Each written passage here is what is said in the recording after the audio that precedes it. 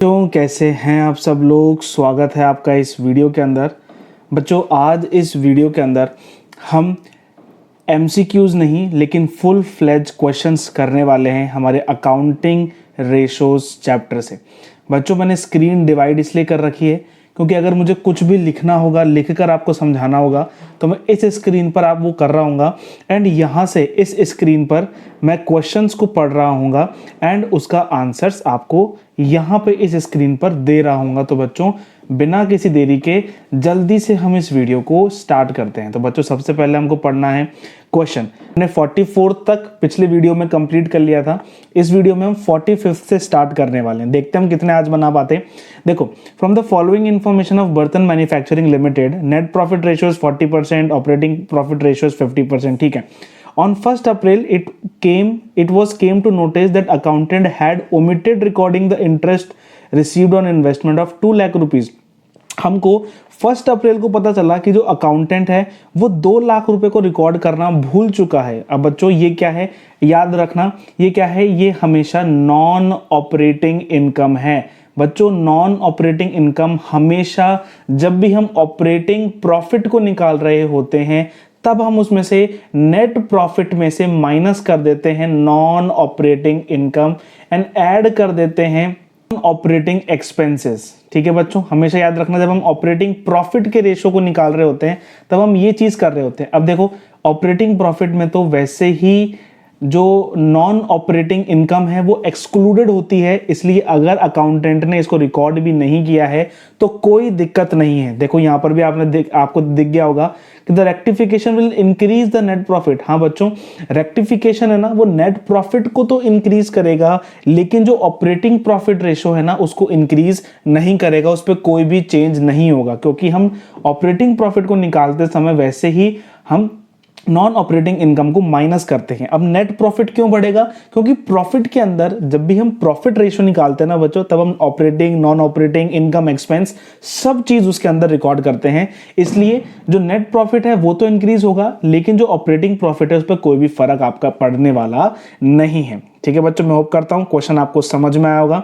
जल्दी से चलते हैं क्वेश्चन नंबर 46 पर। बच्चों बहुत ध्यान से आपको 46 क्वेश्चन पढ़ना है। जल्दी से पढ़ो क्वेश्चन नंबर 46 को।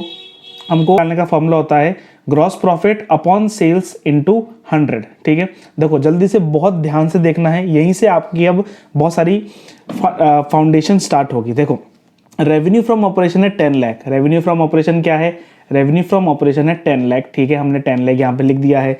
Purchases of 360। अब बच्चों जब आपने ट्रेडिंग अकाउंट बनाया होगा तब यहाँ पे आपने परचेजेस लिखे होंगे, आपने कैरेज इनवर्ड्स लिखा होगा, यहाँ पे आपने वेजेस लिखा होगा। ठीक है ना, यहाँ पे ऊपर आपने ओपनिंग इन्वेंट्री लिखी होगी, यहाँ पे क्लोजिंग लिखी होगी, यहाँ पे सेल्स लिखी होगी। अब जो COGS है ना, जो COGS है वो किससे बनता है ये याद रखना क्योंकि यहाँ पे COGS का खेल है। COGS को हम कभी भी ग्रॉस प्रॉफिट, जब हम COGS में हमारा ग्रॉस प्रॉफिट ऐड कर देंगे ना तब हमारी क्या जाती है, सेल्स आ जाती है। यहाँ पे हमको GP निकालना है इसलिए हम सेल्स में से माइनस क्या कर देंगे, COGS माइनस कर देंगे। अब देखो बच्चों यहाँ पे बहुत खूबसूरत तरीके से क्या लिख रखा है, परचेजेस हैं आपके 360, परचेज 360 तो 360 को आपको ऐड कर लेना है। ठीक है, आपका कैरेज इनवर्ड्स यानी कि 50,000 का आपका कैरेज इनवर्ड्स है उसको ऐड कर लेना है।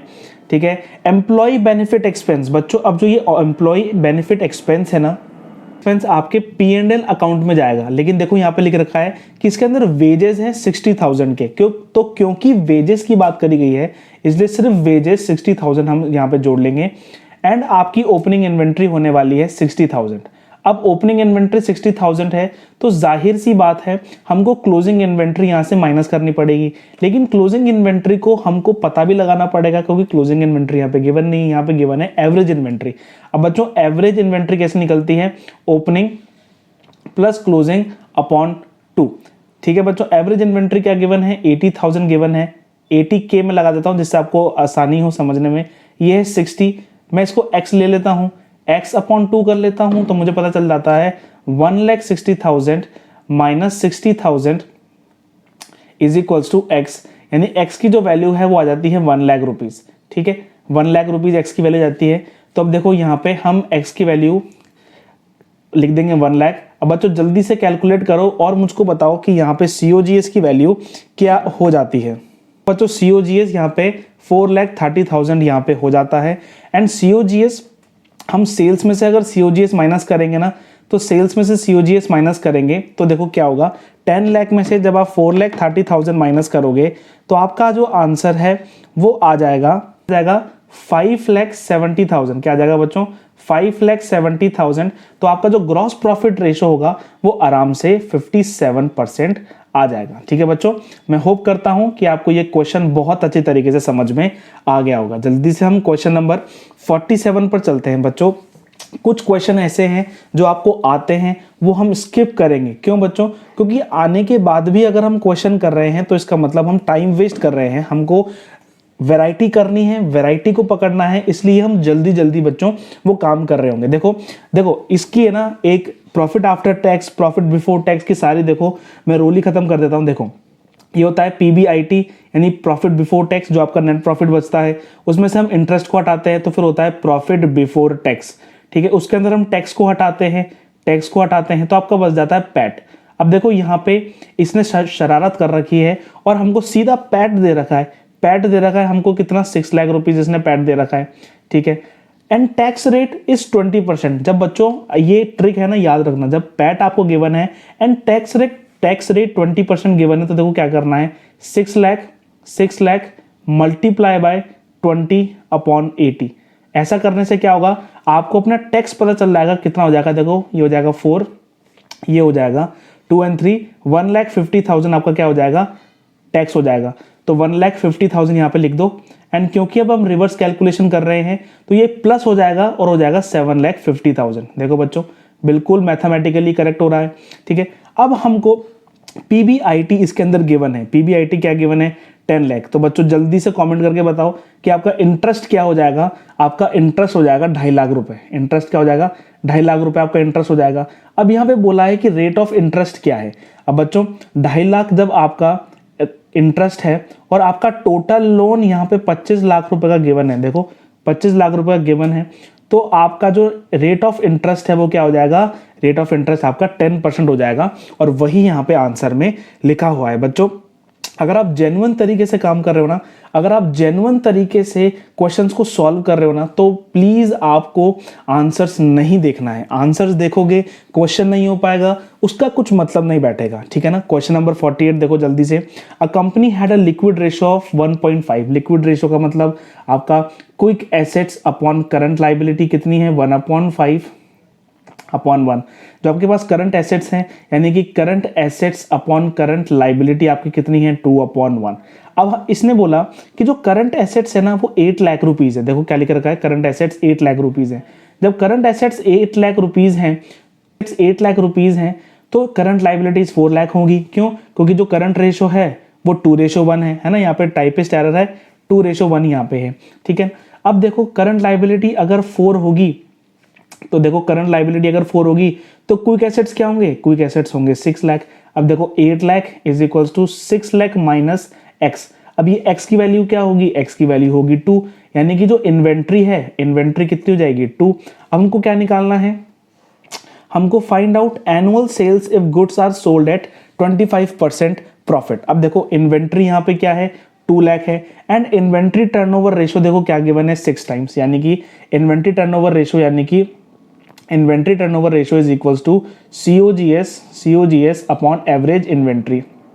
जब बच्चों एवरेज इन्वेंट्री गिवन होता है तब हम देखते हैं क्या कोई ओपनिंग क्लोजिंग दे रखा है, नहीं ओपनिंग क्लोजिंग नहीं दे रखा है, तो हम क्या करेंगे, हम यहाँ पे सीधा इन्वेंट्री की वैल्यू यहाँ पे ले लेंगे। इन्वेंट्री की वैल्यू है 2 lakh rupees, inventory turnover ratio है 6 टाइम्स, तो COGS कितना हो जाएगा, COGS आपका हो जाएगा 12 लाख।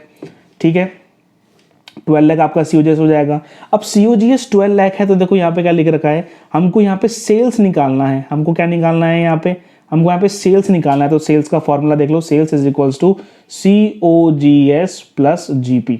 ठीक है, GP, अब COGS तो 12 हो गया। अब GP निकालने के लिए क्या करना पड़ेगा, GP बोल रहा है if goods are sold at 25% profit on cost, यानी कि COGS का 25% यानी कि 3 लाख यहाँ पे हो जाएगा। तो आपकी जो टोटल सेल्स है वो हो जाएगी 15 लाख। बच्चों आपका आंसर यहाँ पे ऑलरेडी आपको शो हो रहा था, लेकिन बच्चों मैं होप करता हूं कि आप बहुत ईमानदार बच्चे हो एंड कभी भी आप चीटिंग नहीं करोगे, क्योंकि बच्चों अगर प्रिपरेशन में ही चीटिंग करोगे ना तो रिजल्ट फिर आपके साथ चीटिंग करेगा। ठीक है, calculate debt to capital employed ratio. Debt to capital employed ratio हमको निकालना है, यही फॉर्मूला होता है डेट टू कैपिटल एम्प्लॉयड का। अब देखो यहाँ पे क्या लिख रखा है, डेट कितना गिवन है, डेट यानी कि बच्चों long term debt, long term debt यानी कि 7,50,000 आपका लॉन्ग टर्म डेट यहाँ पे गिवन है। कैपिटल एम्प्लॉयड बच्चों, कैपिटल एम्प्लॉयड है आपका share holder fund plus non current liability. ठीक है, अब देखो जल्दी से फाइंड आउट करो, देखो ये रहा एंड आपका ये रहा, तो कितना हो जाता है 22,50,000। बच्चों ये बहुत आसान क्वेश्चन था एंड आपका 0.33 आंसर आ जाएगा इस टू 1। ठीक है बच्चों, जल्दी से हम आगे बढ़ते हैं 49th क्वेश्चन पे। बच्चों टोटल करीबन हमारे पास 85 प्लस क्वेश्चंस हैं, इसलिए हमको जल्दी पेस में करना पड़ेगा। अगर बच्चों आपको समझ में आ रहा है तो आप कमेंट करके ज़रूर बताएं, अगर समझ में नहीं आ रहा है तो भी कमेंट करना है, जिससे मुझे पता चलेगा कि आपको कितना समझ में आ रहा है और कितना समझ में नहीं आ रहा है। तो जल्दी से देखते हैं क्वेश्चन नंबर 49। बच्चों इसको हम स्किप कर रहे हैं क्योंकि नेक्स्ट चैप्टर है। ठीक है, नेक्स्ट चैप्टर है, जब हम नेक्स्ट चैप्टर के PYQs कर रहे होंगे तब हम इसको कर रहे होंगे। देखो बच्चों question number 50, determine return on investment and net asset turnover ratio. बच्चों कहीं पर भी आपको पता चल रहा है ना टर्नओवर रेशो की बात करी गई है, तो आपको क्या करना है, देखो मैं लिख देता हूं पहले यहाँ पे नेट एसेट टर्नओवर रेशो। कहीं पर भी टर्नओवर रेशोस की बात है ना तो ऊपर हमेशा रेवेन्यू लगा देना है, रेवेन्यू लगा देना है। अब नेट एसेट है तो यहाँ पे क्या है, नेट एसेट्स टर्नओवर रेशो। ठीक है, एक है फिक्स्ड एसेट्स टर्नओवर रेशो और एक है नेट एसेट्स टर्नओवर रेशो। जब नेट एसेट्स टर्नओवर रेशो है ना, तब नेट एसेट से आपको एक कीवर्ड याद रख लेना है कि है आपका कैपिटल एम्प्लॉयड। अब रिटर्न ऑन इन्वेस्टमेंट, देखो ROI आपका होता है आपका profit before interest and tax upon आपका कैपिटल एम्प्लॉयड। तो बच्चों बहुत आसान क्वेश्चन होने वाला है, जल्दी से देख लेते हैं गिवंस क्या है। Profit after tax 6 lakh. बच्चों मैंने अभी आपको ऊपर समझाया कि जब प्रॉफिट आफ्टर टैक्स नाम की शरारत क्वेश्चन आपसे करता है तो आपको भी उल्टी शरारत कर देनी है उसके साथ। देखो यहाँ पे हम देखते हैं क्या कर सकते हैं, देखो यहाँ पे हम क्या कर सकते हैं, यहाँ पे हम कर देते हैं लाइन खींच देते हैं। ठीक है, थोड़ी सी अच्छी लाइन खींच देते हैं, हम लाइन खींच देते हैं यहाँ पे एंड हम थोड़ी सी शरारत करते हैं प्रॉफिट आफ्टर टैक्स के साथ। प्रॉफिट आफ्टर टैक्स क्या है 6 लाख एंड टैक्स रेट क्या है 40%। इसको इक्वल टू में हटा दो, हम सिर्फ कैलकुलेशन के लिए करते हैं 6 लाख इंटू 40/60। ठीक है, तो ये हटा दो, यहाँ पे आ जाएगा 1 लाख। 4 लाख आपका क्या हो जाएगा, टैक्स हो जाएगा। 6 लाख प्लस 4 लाख करोगे तो आपका क्या हो जाएगा profit before tax. Profit before tax आपका कितना हो जाएगा 10 लाख, है ना। अब यहाँ पे जोड़ लो आपका इंटरेस्ट, आपका जो भी बैंक का इंटरेस्ट है वो जोड़ लो। देखो 10% बैंक लोन वो was 20 lakh and 12% preference share capital. Preference share capital वगैरह छोड़ो, ये हम कैपिटल एम्प्लॉयड निकालेंगे ना इससे। बैंक लोन है 10% यानी कि 20 लाख का लोन है, 10% यानी कि 2 लाख। तो आप क्योंकि देखो इंटरेस्ट यहाँ पे 15% डिबेंचर्स का भी गिवन है, 10% का जोड़ लिया, 15% का हमने नहीं जोड़ा, तो 15% हम जोड़ लेते हैं कितने पे 20 लाख पे, जो कि हो जाता है 3 लाख। तो जो आपका profit before interest and tax है वो हो जाता है आपका 15 लाख। बच्चों वो हो जाता है आपका 15 लाख एंड फिर जो हमारा कैपिटल एम्प्लॉयड है वो 80 लाख नहीं होगा, हमने नॉन करंट लाइबिलिटी को ऐड नहीं किया था। तो 80 लाख प्लस हमारा 20 लाख ये हो जाएगा एंड 20 लाख हमारा ये हो जाएगा 40 लाख, तो ये हो जाएगा 1 करोड़ 20 लाख एंड ये हो जाएगा 1 करोड़ 20 लाख। ठीक है बच्चों, तो ये जो आपका आंसर है 12.5% and net asset turnover ratio आपका हो जाएगा 3 टाइम्स। ठीक है बच्चों, इसको आप हमेशा याद रखना। PBIT आपका 15 लाख हो जाएगा एंड जो आपकी कैपिटल एम्प्लॉयड है वो 1 करोड़ 20 लाख यहाँ पे हो जाएगी। तो बच्चों जल्दी से मैं होप करता हूँ कि ये क्वेश्चन आपको समझ में आ गया होगा। जल्दी से हम जंप करते हैं क्वेश्चन नंबर 51 पे। बच्चों देखो ये क्वेश्चन आपके लिए थोड़ा सा नया होने वाला है। यहाँ पे लिख रखा है debt to capital employed ratio आपको गिवन है, debt to capital employed ratio आपको गिवन है। आपको बताना है कौन सा ट्रांजैक्शन इंक्रीज करेगा या डिक्रीज करेगा रेशो को। बच्चों सबसे पहले देखते हैं sale of equipment costing 10 lakh for 9 lakh. 10 lakh का इंस्ट्रूमेंट था, 9 लाख में हमने बेच दिया है। ठीक है, यानी कि हमको 1 लाख से इस ट्रांजैक्शन से क्या होगा, जो हमारा कैपिटल एम्प्लॉयड है जिसके अंदर रिजर्व्स एंड सरप्लस भी आता है वो हमारा डिक्रीज हो जाएगा, जिससे जो रेशो है वो इंप्रूव हो जाएगा। आपको पता है कि जब रेशो लेस देन 1 है तो न्यूमरेटर एंड डिनोमिनेटर में अगर प्लस करोगे तो रेशो प्लस होगा, नेगेटिव करोगे माइनस करोगे तो रेशो नेगेटिव जाएगा। ठीक है बच्चों, देखो सेकंड ऑप्शन क्या होगा, purchase goods on credit 1 lakh for a credit of 15। Okay देखो यहाँ पे बच्चों ऑपरेटिंग साइकिल है, देखो ऑपरेटिंग साइकिल है 18 मंथ्स की, लेकिन काम हो रहा है 15 मंथ से। ऑपरेटिंग साइकिल से कम है क्या? बिल्कुल कम है, यानी कि ये करंट लायबिलिटी है, इससे इस रेशो को कोई भी इफेक्ट नहीं होगा। सेकंड का लिख दो नो इफेक्ट। ठीक है, थर्ड का देखो कन्वर्जन ऑफ डिबेंचर्स। बच्चों ये बहुत अच्छा क्वेश्चन है, देखो conversion of debentures into equity shares of 2 lakh, यानी कि डिबेंचर्स कन्वर्ट हुए, यानी कि डिबेंचर कम हो गए, लेकिन कैपिटल एम्प्लॉयड में हमारा इक्विटी शेयर कैपिटल भी आती है and plus non current liability भी आती है। यहाँ पे इक्विटी शेयर तो प्लस हुआ, लेकिन जो हमारी नॉन करंट लाइबिलिटी है ना वो कम हो गई, यानी कि यहाँ पर तो कोई असर नहीं हुआ। असर किधर हुआ? ऊपर असर हुआ। ऊपर क्या हुआ? डिक्लाइन हुआ, तो रेशियो क्या हो जाएगा? डिक्लाइन हो जाएगा। ठीक है बच्चों, मैं होप करता हूँ आपको ये चीज, ये एक्सप्लेनेशन समझ में आ रहा होगा। ठीक है, टैक्स रिफंड ऑफ 50,000 बच्चों, इससे हमारा कोई लेना देना नहीं है। जो टैक्स रिफंड है वो हमारा करंट एसेट का, करंट लाइबिलिटी जो भी है उसका पार्ट है, कोई भी हमारा डेट का, कोई भी डेट कम नहीं हो रहा, कोई भी कैपिटल एम्प्लॉयड घट रहा नहीं है, तो यहाँ पर भी नो चेंज हो जाएगा। जल्दी से हम चलते हैं क्वेश्चन नंबर 52 पे बच्चों। Question number 52, what will be the current ratio of the company whose net working capital is 0। बच्चों नेट वर्किंग कैपिटल मतलब, नेट वर्किंग कैपिटल का मतलब होता है आपका current asset minus current liability. अगर ये जीरो है, तो इसका मतलब क्या होता है? करंट एसेट किसके बराबर है? Current assets are equals to current liability. अगर ये है तो current assets upon current liability will be 1:1। तो यहाँ पे क्या रेशो हो जाएगा? 1:1 will be the correct answer. जल्दी से हम बढ़ते हैं आगे क्वेश्चन पर। Question number 53, calculate proprietary ratio. बच्चों प्रोप्राइटरी रेशो यहाँ पे क्या होता है, याद रखना हमेशा, प्रोप्राइटरी रेशो आपका होता है share holder fund upon total assets. Share holder fund upon total asset, ये आपको याद रखना है। Total assets to debt ratio is 2:1, debt is 5 lakh. बच्चों देखो total assets to debt ratio 2:1 है, डेट 5 लाख है, तो टोटल एसेट क्या हो जाएंगे? टोटल एसेट हमारे हो जाएंगे यहाँ पे 10 लाख। टोटल एसेट क्या हो जाएंगे? 10 लाख के हो जाएंगे।